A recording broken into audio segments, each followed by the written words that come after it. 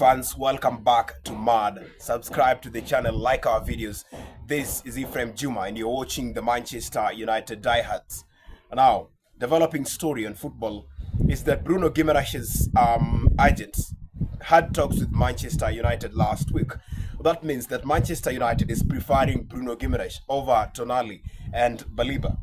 And that means that Bruno Guimaraes is likely to join Manchester United in the summer transfer window. It means next season, Bruno Guimaraes might play for Manchester United. Now, why do you think Manchester United considers Bruno Guimaraes over Tonali and Baliba?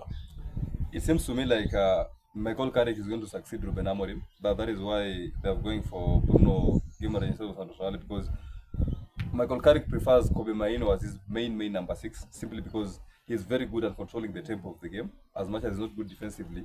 So we might see a centre-back stepping in to aid him at the defensive role. But if they're going for Bruno Guimaraes, it's obviously clear that Michael Carrick will succeed Ruben Amorim, because the plans are clear.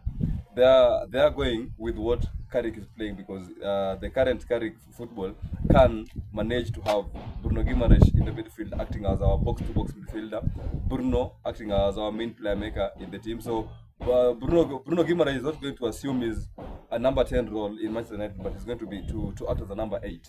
Yeah, of which that will mean we will be very, very dangerous, considering that we will have two very creative midfielders up front.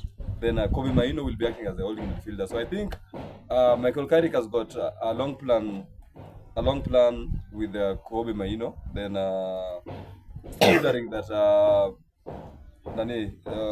Casemiro might part ways with the team come the end of the season. So bringing in Bruno Guimaraes instead of Sandro Tonali, that just shows you that Carrick is already in. So it's Carrick's idea to bring in Bruno Guimaraes, yeah, exactly, or does it fit his style of play? It fits his style of play. If you look at how he uses Kobe Mainoo, yeah, he prefers Kobe Mainoo playing as his number 6, and then he prefers Casemiro acting as a box-to-box. But I think him considering that is because Casemiro is an aerial threat. Not that he's so creative than Kobe Mainoo, because Kobe Mainoo can do wonders in the opposition's first in the opposition's half more than Casemiro on the foot. Yeah, so he has been considering Casemiro as his box-to-box midfielder because of his aerial threat ability. But if Bruno Guimaraes is going to come in, that just shows you that Michael Carrick will stick to his plan. Come next season, Kobe Mainoo acting as our holding midfielder, then Bruno Guimaraes coming in as our box-to-box midfielder. And also the role, the Kobe Mainoo, the role. Also, the role Kobe has been given, he has the composure. He can control the tempo. He can control the midfield. Yeah. So he has been playing well lately. Do you think Bruno Guimaraes can do what Casemiro does with aerial balls? He's going to try. Come next season, this will mean that Casemiro comes in because Mbeumo is not good aerial. So that is why Carrick prefers to have Casemiro in the box to attack those coming. But it's good aerial. That's a fact. So if this will happen, this will mean that if you remove Casemiro from being an aerial threat, so this will mean that there's only one simple clear idea, is that Sesko will be the main man for those dangerous aerials. So Sesko might be starting next season alongside Mbeumo and Cunha, or maybe Mbeumo Ahmad, depending on. So Mbeumo will be coming from the wing. Yeah, so Mbeumo will be coming from the wing, and that is what I think Michael Carrick has been trying to do all along, because they've been trying to make Sesko gain his confidence, because if you give Sesko 90 minutes to play in the Premier, you all know what will happen. They'll start these comparisons with Haaland, Gyökeres, all that pressure, and then you might end up losing yourself as we saw that. The media in England is very explosive, especially to a team like Manchester United. Mourinho used to say that the media, considering Manchester United being one of the best, not the best, one of the biggest teams in the world historically, the media is very biased when it comes to Manchester United. Any player that of course comes to Manchester United is expected to perform. Yeah, exactly. And when he doesn't perform, when he performs in the first games, he's hyped by the media.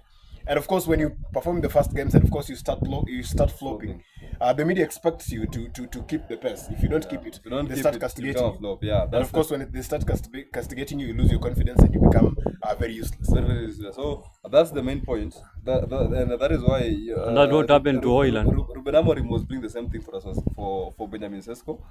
Trying to manage his minutes, getting him to slowly adapt to the pressure of the team, the media, and all that stuff. So next season we might see Benjamin Sesko, because I think by that time he would have gained enough confidence.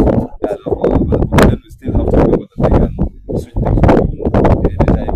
Carrick feels like, oh, you know what, I'm gonna go to the home or they're gonna come to the bench. But I think next season we're going to have a striker who will score more than 20 goals. yeah, score more than 20 goals. Either Hojland, Yeah. Because if you bring in Bruno Guimaraes and then you combine that with Bruno Fernandes, that means that there will be then there's Cunha. Oh, bro, it's going to be entertaining. So it's going to be a beauty if you see Bruno Guimaraes. And you know also Bruno Guimaraes is also aggressive as Defensively, as he's aggressive Casemiro. than Bruno Fernandes. Yeah, so he might be. That's why he's going to assume the number 8 role where Casemiro is going to vacate. So because Bruno is not good defensively, so we are going to give Bruno the playing-making role. Then now we'll have a strong midfield, Kobe Maino and also Kobe is not aggressive, so he needs that aggressive man in the field. So I think Bruno Guimaraes is not going to be entirely the aggressive one. We in might the have midfield. somebody stepping in the midfield. That is why Lisandro Martinez. When you watch Lisandro Martinez playing with Kobe Maino, that is what he does. He steps in to assume that aggressiveness role, and then Kobe Maino now has to do what he does best, and that is to control the tempo. Okay, thank you for watching us. If you found the video interesting, subscribe to the channel, like our videos, share the videos, click the notifications bell so that you can get all our videos as soon as we upload them. This is Ephraim Juma. This is Seth. Our cameraman is Evans. Just subscribe.